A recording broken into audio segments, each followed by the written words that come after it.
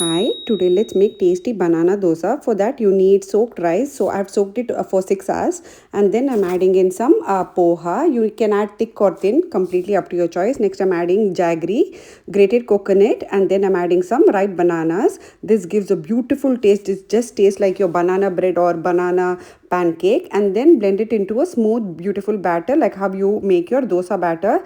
The best part is this dosa doesn't need any kind of fermentation. This is an instant quick dosa. Before making dosa, add in salt and let the batter rest in just for 10 minutes, and that's it. Now it's you can go ahead and make your dosa. First heat your dosa tawa, and then however as usual, however you put your dosa batter on the pan, spread it the same way. You can add in ghee or oil. It's completely up to your choice. If you don't want it, you can skip it, but ghee gives a beautiful flavor and blends along really very well with this banana dosa. Cover it for like 5 minutes, and that's it. Your super crispy, super tasty banana dosa is ready to serve.